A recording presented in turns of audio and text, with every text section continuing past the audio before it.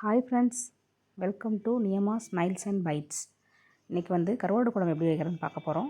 அதுக்கு நெத்திலி கருவாடு எடுத்துக்கிட்டோம், க்ளீன் பண்ணி. சக்தி கொரியாண்டர் பவுடர், சாம்பார் பவுடர், புளி, வெங்காயம், முருங்கைக்காய், கத்திரிக்காய், பூண்டு, 2 தக்காளி, கருவேப்பிலை, இதுதான் நம்மளுக்கு தேவையான இன்க்ரீடியன்ஸ் எடுத்துகிட்டு அடுப்பு பற்ற வச்சுக்கோங்க. பற்ற வச்சுட்டு ஆயில் ஊற்றிக்கோங்க. நீங்கள் தேங்காய் எண்ணெய் ஊற்றுனீங்கன்னா சூப்பராக இருக்கும். தேங்காய் எண்ணெய் ஊற்றிக்கோங்க. ஊற்றிட்டு அதில் வெந்தயம் போட்டுக்கோங்க. வெந்தயம் நான் காட்டுற அளவு போட்டுட்டு அதுக்கப்புறம் பூண்டு போடுங்க. பூண்டை போட்டுட்டு நல்லா கொஞ்சம் ரோஸ்ட் பண்ணிக்கோங்க. நல்லா ரோஸ்ட் பண்ணிவிட்டு அதுக்கப்புறமா என்ன பண்ணணுன்னா, நம்ம வாஷ் பண்ணி வச்சுருக்க கருவாடு இருக்குது இல்லைங்களா, அதை எடுத்து அதில் போடணும். எண்ணெயிலே போடணும். போட்டுட்டு நல்லா ஃப்ரை பண்ணுங்கள். இப்படி பண்ணுறனால என்ன ஆகுனா, கருவாடு குழம்புல உடையாமல் கருவாடு அந்த எண்ணெயில் பொரியறனால நல்லா டேஸ்ட்டாக இருக்கும் சாப்பிட்றப்போ. அதுக்கப்புறம் மஞ்சத்தூள் போட்டுக்கோங்க. போட்டுட்டு நல்லா ஃப்ரை பண்ணிக்கோங்க.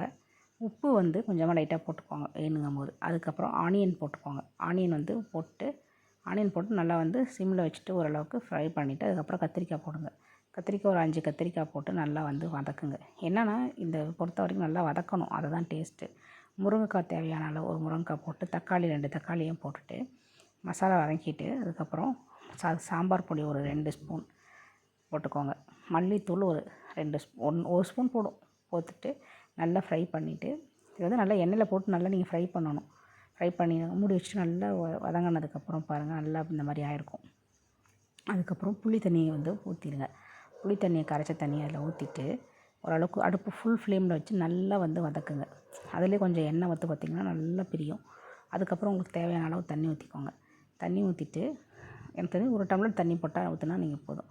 ஊற்றிட்டு நல்லா நல்லா பண்ணிவிட்டு மூடி வச்சுருங்க. மூடி வச்சுட்டு அடுப்பு ஃபஸ்ட்டு கொஞ்சம் ஃபுல் ஃப்ளேமில் வச்சுட்டு அதுக்கப்புறம் கொஞ்சம் சிம்மில் வச்சு நல்லா பண்ணிவிட்டு இப்போ ஓப்பன் பண்ணிங்கன்னா நல்லா எண்ணெய் பிரிஞ்சு கருவாடு உங்களுக்கு ரெடியாக இருக்கும்.